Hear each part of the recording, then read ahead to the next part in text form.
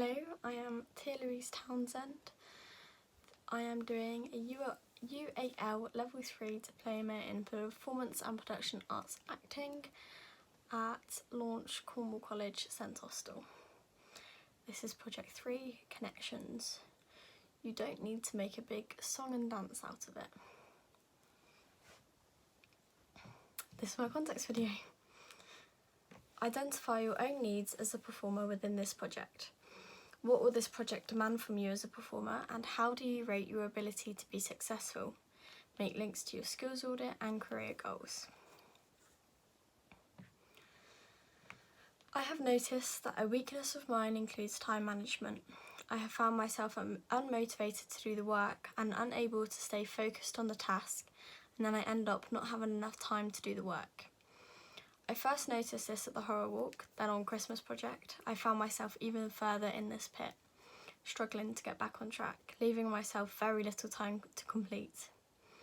This is a skill I feel I will be working on for a long time. It will include a lot of work towards achieving this goal. This is my main target for this project. Last project I set myself a goal to complete at least 30 minutes a day of coursework, and by setting myself to-do lists each week. However, I was unsuccessful in doing so.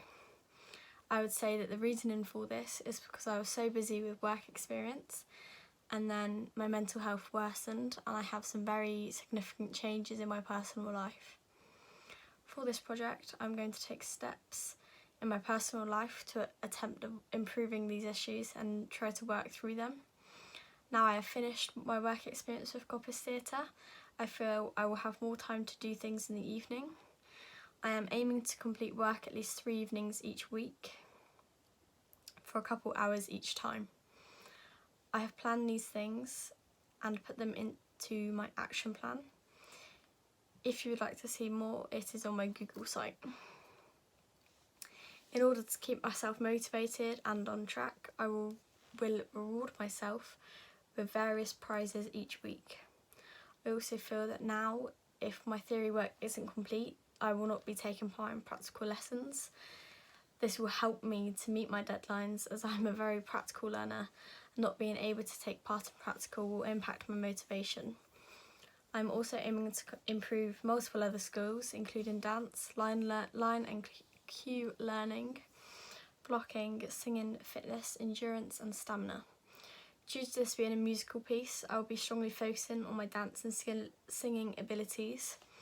I'm not a very strong or confident dancer or singer, so doing a musical piece is a big step for me as an actor to be able to execute any skills gained. We do weekly singing lessons and dance lessons as part of our course. Personally, these lessons are beneficial for me as I am learning technical terms for things such as jazz positions or learning how to get my voice vocally warm. This is absolutely essential as an actor, as you must use your voice for hours on end and you want to prevent any potential damage, especially in a musical. This is also essential for a teacher, as they need to know how to do this correctly to teach future students and to help prevent them from damaging their voices. Doing a musical is also essential as a teacher, as you need to know every genre to be able to teach you successfully. I'm not as physically fit I am not as physically fit as I would like to be, so I am currently having discussions with a personal trainer to help make the best fitness plan for me and my body type. I will add this onto my site when complete. I have gained skills from previous performances, such as blocking from the Horror Walk. I plan to take these skills into this performance to improve the performance as a whole and to continue improving them further. That was a tongue twister. Identify the constraints of this project. Some constraints of this performance include that the stage is 2 different sizes. For the stages that we will be performing on, for example the stage at Plymouth, the drum is smaller than the size of the stage that we have available to us at the Key Theatre. To eliminate this issue of saving more time and that we could potentially block in 2 completely different shows, We have decided to use the size of the drum in the key theatre, so tape down our spaces for us to be working and blocking those scenes out. We have more time than we normally do for projects, however it's still not enough time to learn and block an entire musical. There is so much to be done and it is such a big demand. The fact that it is a musical, the majority of our class have very little experience in musical theatre, so our skill levels aren't that high. So it is a whole new thing in itself that we have to learn and improve upon as a class. The space, so the sizes of the stage in both the key and the drum, is going to be difficult as we would like to fit in a moving band on the stage and our entire cast at the same time, with set and props and costume too, be put on and removed during mid-performance. In order to have the band on stage, we have to make sure that the wires are correctly and safely taped down to eliminate any trip hazards. Due to the sensitive content of the play, we have to be careful about how we present certain sexual themes, and that we have to think about limiting our audience for them to be mature enough to appreciate the meanings behind the words spoken in this play. Another constraint is the possibility of an illness. COVID is still around and you still have to isolate. If a cast member was to test positive for COVID-19, it would pose an issue on the progress of the performance as a whole, as if they were in a scene we were working on, they would need to be recast. We need the entire cast to be prepared for the possibility of an understudy, or potentially being an understudy for people's lines or roles in the transitions, with any blocking that somebody might have missed due to a lack of attendance. We must explore verbatim and the style of songs, how the words are spoken, how we feel we can make it realistic enough for the audience to believe that we are real children speaking these words. This can be difficult as it is really hard not to act fake when you're acting. Another constraint is that the theatre was booked for just a couple of days before our first performance, so we had to change the dates due to the movement of tech that needed to happen and to make it possible for the movement of some of the seating and things like that. We have now moved the day of the first performance back by 5 days. We are collabing with music on this performance, meaning that we have to communicate clearly with them to discuss where both groups are at in terms of the songs and the content that we have prepared for that, and how long it's going to take us to set up all of their equipment and things, because it does take a long time to get all of that sorted with sound checks and things as well. We must have professionalism due to the strong comedic content, as this can be a very controversial topic, so we must be aware of that and discuss how we can still portray the message while keeping it funny and light-hearted. In theatre, things change all the time, so we must be flexible and not precious about things, that things will probably change from how we first discussed, and we have to be able to accept and allow those changes to happen. We have got a tight budget for this performance. We will be running one paid show on the evening of March the 23rd. However, there will be one in the afternoon which will be free to members of the college to come. And we are thinking about the possibility of having a budget box so that people can donate if they would like to. And we could be potentially selling teas and coffees and food and things that draw the audience in. Myself and Meg also looking at planning some fundraising activities. Due to missing theory work last project, Lydia has chosen to apply a different strategy in place. This means that if your theory work is not handed in on the deadline, you will miss out on the practical work to catch up with your theory. This could result in losing lines due to the absence or loss in stage time. However, if you have theory work where it needs to be, you could gain lines or have more stage time.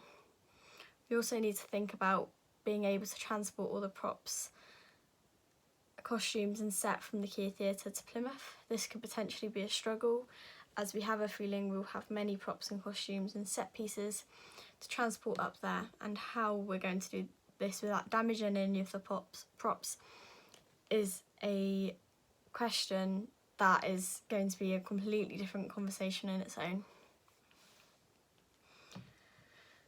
Identify the needs of the target audience. As a group, we discussed our target audience. We thought that 12A would be a good age range. However, this will need to be reviewed by the college due to the controversial topic of the performance.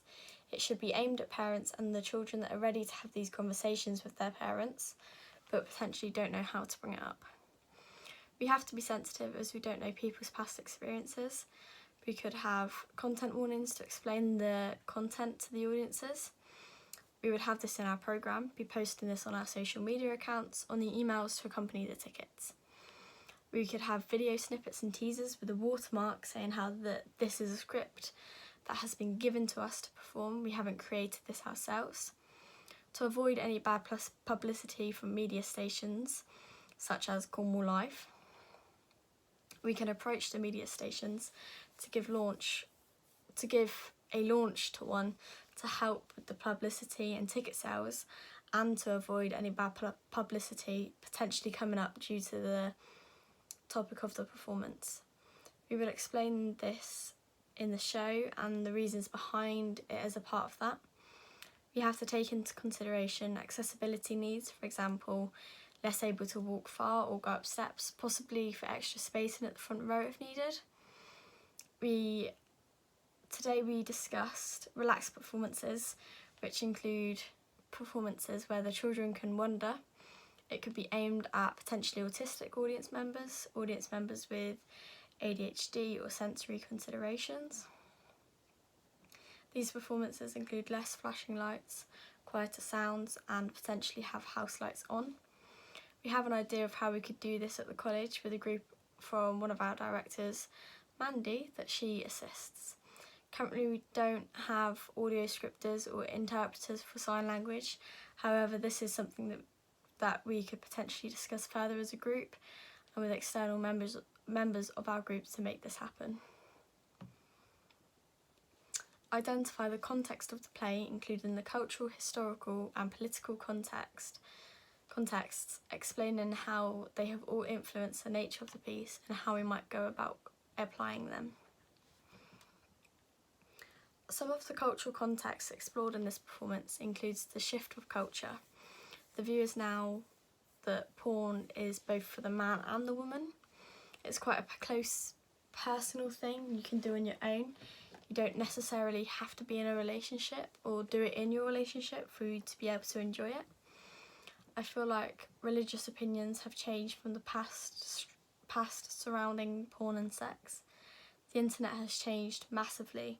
Its users, what rules should be put in place to make it acceptable for a younger generation to be using these phones, tablets, iPads, as they are evidently accessing inappropriate videos for their age group. We discussed that some videos were banned unnecessarily, however not all of the inappropriate videos were banned. I feel like consent has changed as it has become much more of a spoken thing than it used to be. Women were to do everything they could to please the man, whereas now do we both want this to happen? Is this both what we're comfortable with? It's a very different conversation than it used to be. The open culture of today is so progressive. So many things are changing every day. Some of the views I've seen more commonly today include the freedom of speech, that love is love, the acceptance of the LGBTQ+. In the past, things weren't so supporting of the same-sex porn, whereas now it's more widely seen. Historically, porn of the 1800s often included burlesque dancing, raised skirts, faked bottoms. Women weren't to be allowed on stage unless they were doing this. Historically, porn and sex were for the man and it is all based on their enjoyment. However, now things have changed politically. There's been some changes in the legalisation. Safeguarding is developing even more and more through time. These points have greatly impacted the nature of its content of the play, as it discusses these views on the same-sex relationships, and it discusses the idea that porn and sex were viewed as pleasing the man. I feel like we will apply these untaxed points in the performance through the lines in the way that the lines are delivered and potentially who delivers the lines. We have a transitioning male in our cast, and we feel as though this could be viewed as a window of opportunity for them, and we can import their ideas as to how they feel some of the lines spoken in the play and give us creative ideas on how to make this fit correctly. Identify what research you will need to do in order to be successful in this project. Some research that I have to do for this project includes everything on my assignment brief so that I can at least pass this project. I would also like to do some research on people's views on porn and document this correctly. I would also like to research anything in the play that I don't quite understand or that I don't quite know about. For example, in scene 2, it talks about a cartoon where a man is chasing a woman with a feather duster. I have never seen that personally. I've never even heard about that, so that's something that I would like to research just so that I can gain a more comprehensive understanding of the performance as a whole. Identify what resources you think you may need. We will need studio space to rehearse and a theatre to perform in, and access to the drum to perform. We will need props, set, costume, transportation of cast and equipment to Plymouth, musical equipment, a technician, a cast, and a storage space to store all props or set or costumes safely. Identify the theme, main styles and practitioners you will be working with on the project and how these will be embedded. The show is a verbatim musical, therefore we will be looking into Stanislavski's techniques of emotional memory, the magic if and given circumstances. I have previous knowledge of Stanislavski's techniques from my previous education. We will be looking into using these techniques in our rehearsals as it is a verbatim show, so we are trying to capture how real students will act. We will be using Brecht's techniques of having minimalistic costumes to represent the characters. This is partly due to the minimal space of transport to move everything up to Plymouth. However, we liked Brecht's techniques as we feel as though it creates a deeper meaning behind our actions. We will be using Berkhoff's techniques of physical theatre. We will also have a lot of movement/dance in the show due to it being a musical. What are your performance and production roles for the project, and how will you prepare for this to ensure that you execute these successfully? I was also props manager for the Horror Walk in October. I felt like this went well, however I could have improved. For example, I had an idea that we could use boxes with people's names on to put their props and costumes in after rehearsal, so that then they wouldn't lose their items. Some people found this really helpful and useful, such as myself, whereas other people didn't find it as useful and didn't really use it that often. For this project, I think that method could work, as our initial creative ideas included having Ottoman cubes for every actor so that they can be used for numerous different reasons, and we can have easy access for props or costume whilst on stage, as there isn't going to be many chances for us to go off stage. I would like to try this method again and hope that this works. I would also like to try what the course captain recommended to me back in October, and that was to have a props table, so that then we had a table and everything was laid out on the table with labels to say whose was what and where it needed to be at what point. I think that this could be a good method, so I would like to try this out. However, I am slightly worried that things could potentially go missing, so I am open to trial it, but keeping a close monitor on every prop. I would also like to work very closely with Meg, as she's also prop manager, for us to be able to clearly communicate our ideas to the director and the stage manager, and for us to gain a deeper understanding of the director's visions for the piece, and for us to communicate on where people's props should and shouldn't be going for the stage manager to ensure that that happens.